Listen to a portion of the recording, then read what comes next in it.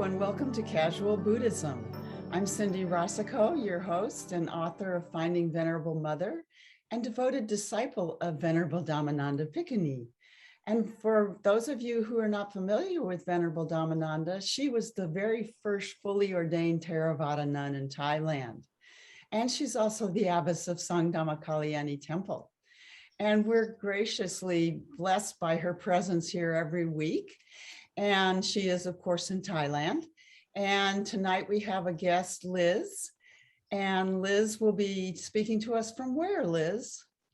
Well, I usually live in Massachusetts, outside of Boston, Massachusetts. But right now I happen to be in Florida on Sanibel Island, which is on the Gulf Coast, the west coast of Florida. And I'm here for a few weeks. Oh, nice. That sounds wonderful. Yeah, it is. Well, this I had an opportunity to be in Key West. Yeah, that's a little ways away, not too far, but yeah. And Liz, I know you were thinking about a conversation you want to have tonight, so please go ahead and begin. All right, well, thank you. And thank you for inviting me, Cindy. And thank you so much, Venerable, for the opportunity to spend time with you and learn from you. My question, I've been struggling with this for a while, is about the Buddhist concept of non-self, anatta, I guess. Yes. So I understand it to be one of the three marks of existence, along with impermanence and dukkha. And I feel like I have a clearer understanding of those two, and also a more direct experience of impermanence and dukkha in my life. But non-self is more elusive for me to understand what that really means. And I wonder how we can get a direct experience of that in our lives. The word, the terminology used, this non-self, is sometimes misleading. It is the self you experience, Liz, me, Cindy. But this self that we see as a self, it is not permanent. Thus, there is no real self. There is no real eternal self that we could cling on to. We tend to cling on to this name and fame and all that, but that is all atta. Atta in that sense is not real. So atta is there, but it is not in the real sense that it is permanent, it is unchangeable. Yes, so when I think you would feel more comfortable when it is explained like this. Join in if you like. I told my Venerable Paripurna that she can join in our conversation on this anatta. Yes, does she have anything she would like to say?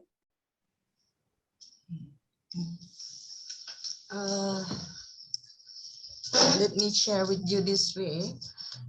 This is very, very difficult for people to have a new way of right view to see this, the no real self.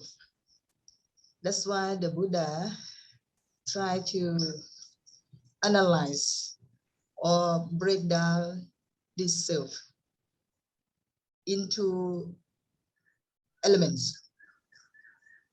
You know what I mean? Yes. Actually, our body, or the rupa, or the form, it's just a composition of the four primary elements. You may have learned that. Yes. Yes. Earth, water, fire. Yes, exactly. Yeah. But what the Buddha means by earth, he doesn't mean that the soil or whatever, but the quality or the property of that earth element. Actually, it's solid. anything that's solid composition in our body, we call earth element. And water element doesn't mean that the water that runs through anything, but when it comes to our body, it's just like the blood, the fluid, the fluid that absorb that which makes it soft. Yes, in Yes. our body. Yes. Like cohesive to put this solid element together. Yes. And for the fire element, it's not like the flame of the fire, but actually it's just the temperature of the body. And for the air element, you know exactly, because you breathing in and breathing out, right? Yes. So actually our body, that's we mistaken it as ourselves. It's just composition of that. Let me show you very clear example.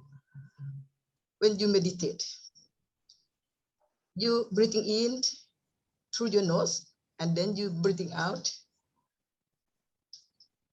You can feel it, right? Yes. Yes, yes. The Buddha taught us the air that breathing in and out is the same air. Is it the same air? Is it the same air? Yeah, you just intake and Oh, I see. The air we breathe in and the air we breathe out is the same air. Yes. What's blind you is just the condition that we call nose. Yes. Okay. So even the nose, which is only part of the body, is also the composition of 4 elements, right? Yes. There's no real nose as well. Okay. There is no real nose, because the nose itself is also the Elements. 4 elements. Okay. Yes. Now, But we call it nose. yes. So just imagine if there's no nose, your nose or anyone's nose. So this air is just breathing in and out. No you. Just the air element. No body. No body. No real self. Because this self is just a composition of the 4 elements. So you keep contemplating this way until the mind learn enough and admit or surrender, oh, this is the truth, ultimate truth. That's why it's very difficult to comprehend through the brain, but through the practice, until you can have that direct experience, there's no one there, just the breathing without the you. Easier? So Yes. actually with all of us, when the 3, 4, 5 of us, we are doing this breathing in and breathing out, you get to the moment of there is only inhaling and exhaling. There is no Liz, no Cindy, no Dhammananda. Yes? So Yes. when we can cross over this holding on to Dhammananda, Cindy, Liz, Paripurna, there is only that inhaling and exhaling. There is only that air element. Yes. The same way you understand about the concept of non-self. That's why I want to use non-self, but I use the term no real self. So, would you say there are particular meditative practices that would help a person realize this or understand this in a way that's not just a concept? Yes. Have you practiced anapanasati? She's doing that. Yes, you're doing that? I'm sorry, practicing what? Anapanasati. This the breathing meditation. Yes. Yes. Mindfulness, no? Yes, it's mindfulness on your breath. In Yes. the beginning, is samatha, or to anchor your mind. But if you reach at the end of that panasti, the last 4 stage, that's how to remove the wrong view of permanent self. Yes. Okay, so practicing samadhi, Yes. meditation, In the Samatha, beginning, samatha. Samatha. Samatha is concentration. When you keep on this samatha, the concentration technique up to the 4th level, that is when you can. you have momentary concentration. Yes. When you reach momentary concentration, don't go too deep to absorb meditation like jhana. So Right. you start vipassana. Look at things, all things, they are under the 3 characteristic law: impermanent, suffering, and no real self. Mm-hmm. Contemplate your breath that way, and you will see that clearly.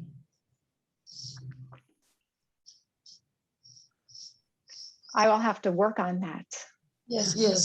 So when you already reach samatha concentration, don't fall into chanic, because chanic, don't fall into chanic. Rise above to insight meditation.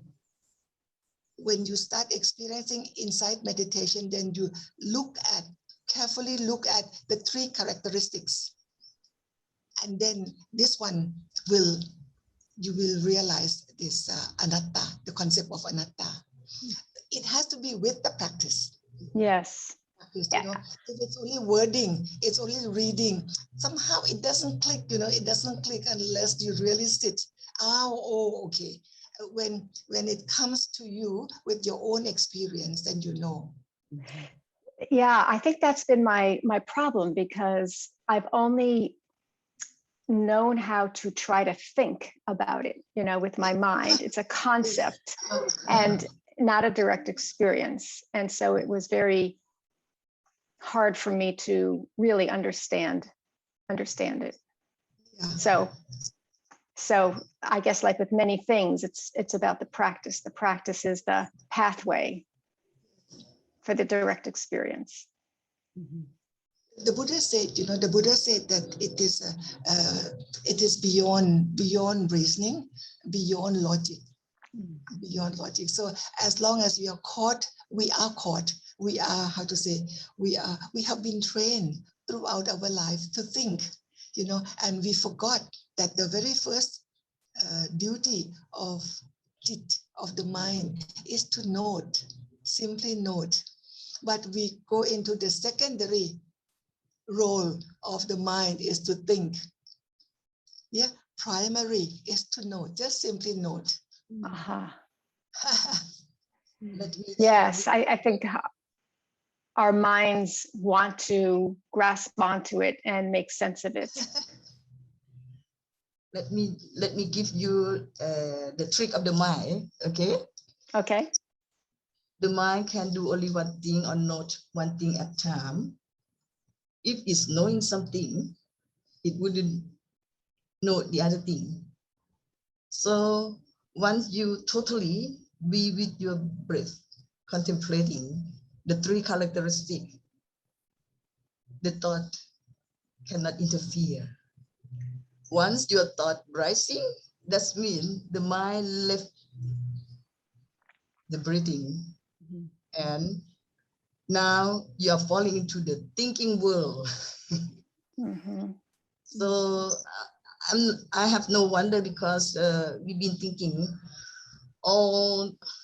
maybe the entire of our life. But when you can stop that and shift back and shift, just knowing particular vipassana, 3 characteristics of the breath, that process, the thinking process, go away by itself. Yeah. Mhm. But in the beginning, you may not maintain that process, that just knowing for a big while, just like a dot, right? One dot here, dot here, dot here, dot here. Once you become more skillful, this dot become the line. Uh-huh. So you may try this. So Liz, does it sound like it's going to be helpful? Yes, yes. You're suggesting that practicing concentration with the breath, that it's just breath. Yes. The body is not necessary for there to be breath. That's helpful. Yes. That's not a way I've thought about it before. Yes, yes. And this breathing, this breathing, when you let go, you just simply note the breathing. There is no Dhammananda breathing, no Cindy breathing. It's just breathing. Right. That is the beautiful part. When you come to that experience, it is very beautiful. It's a totally let go, totally let go of I. Right, right. So would you say that when a person is able to do this, as you describe it, just breath, not me, not myself, is there a way that that person would live their life differently? How would it manifest? How would this understanding and experience of non-self, what would it look like in a person's life, if anything? Yes, if you keep on practicing this experience of this total breathing, without I breathing, this experience comes, as he said, as a dot. It is, you just experience it and it's gone again. So it's a dot, a dot, a dot like this. The important part is how to maintain. That is more difficult. Right. Okay? And what was the original question? Then your life, your behavior, the way you used to get very angry at this person, every time when this person walks into, you get very annoyed with something in the past, actually. And at that moment, this person is not doing anything. But as soon as you see her, you get annoyed because of the past. But with this realization that there is no I,